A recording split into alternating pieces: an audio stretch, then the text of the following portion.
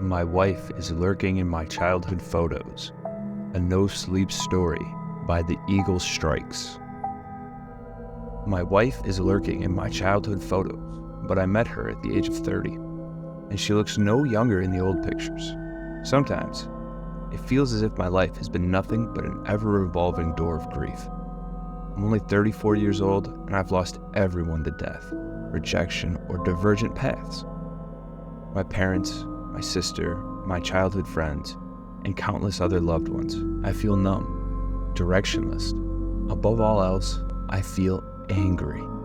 I hate the world for taking them from me. I hate life for dealing cards from a rotten deck. My mother passed last year. She'd been fighting a lengthy battle with dementia since 2019. I didn't cry when she died. I had nothing left in the tank. I'd already endured small, painful pinches of grief over the years. I grieved whenever she lost a piece of herself. I grieved for every one of us that she forgot. Whilst there were still those of us left to forget. Those 4 years fragmented me. Mom and I were so close, and it broke my heart to see her very soul disintegrate. She was my only remaining family. My dad and my sister died when I was young, and slowly, everyone else vanished too. She was my only remaining family. My dad and my sister died when I was young, and slowly, everyone else vanished too.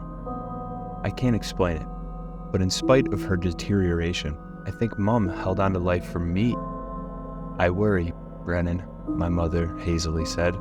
You're safe, Mom, I said. You don't need to know I worry about Brennan, she interjected in a fluster. I'm Brennan, Mom, and I'm fine, I said, sighing. I worry, she absent-mindedly whispered. When my mother died in February 2023, I was left with one person in the entire world, Olivia. I counted my blessings to have a darling wife who would always be by my side, until I realized how terribly true that might be.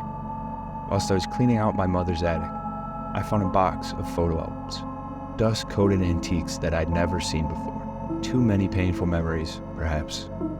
But a tinge of warmth spread through my body as I eagerly flicked through the pages. A fuzzy, forgotten feeling. I remembered being happy as a child. I was surrounded by family and friends.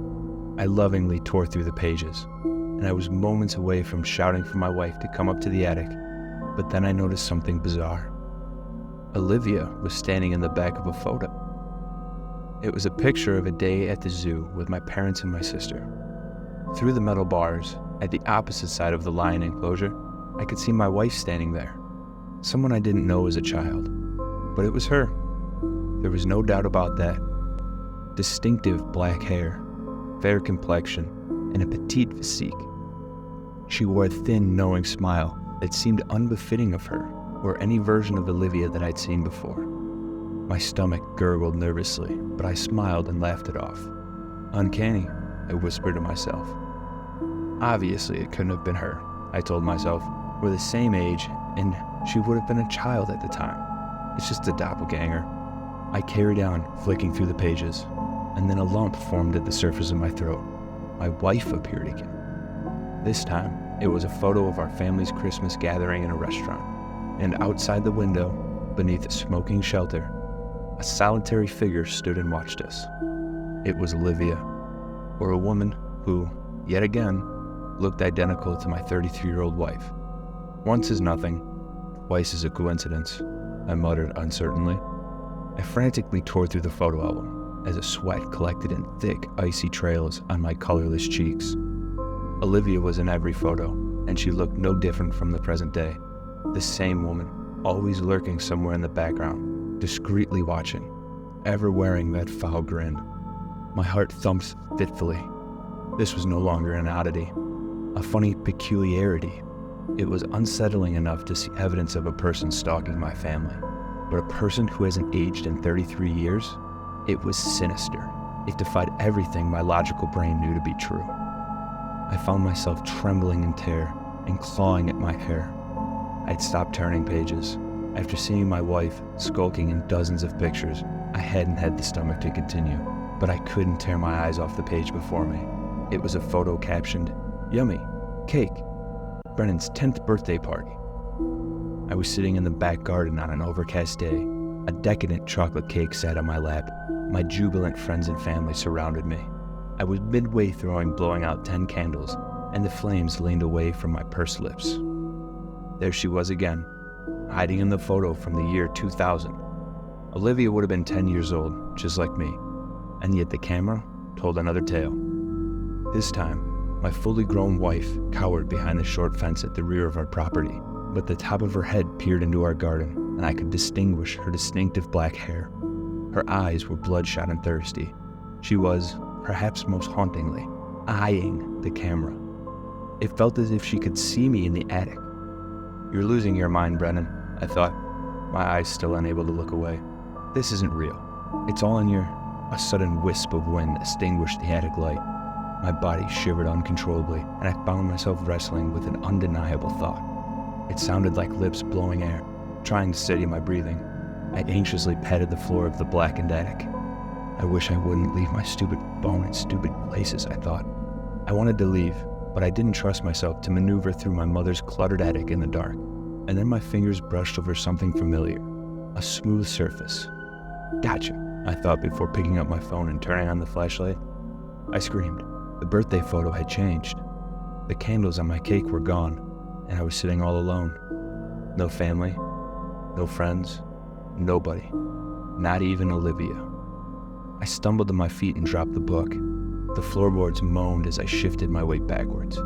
I had to get far from that cursed book, that cursed attic. I twisted and ran for the attic door, but I didn't move beyond that first step. My torchlight illuminated something horrifying. Poking her head through the attic opening, Olivia smiled at me. Her eyes mirrored those in the numerous photographs I had just seen. Her pupils seemed darker, wider. Red veins painted the corners, and her eyes rippled ever so slightly, as if they were not real at all. I don't know what happened to the woman I married, but that wasn't who eyed me from the attic door. She was a horror, a rabid mouse that had soundlessly slithered up the stairs and the ladder. My wife giggled. "I'll eat you from the inside out," and then the woman plummeted through the attic door, disappearing from sight.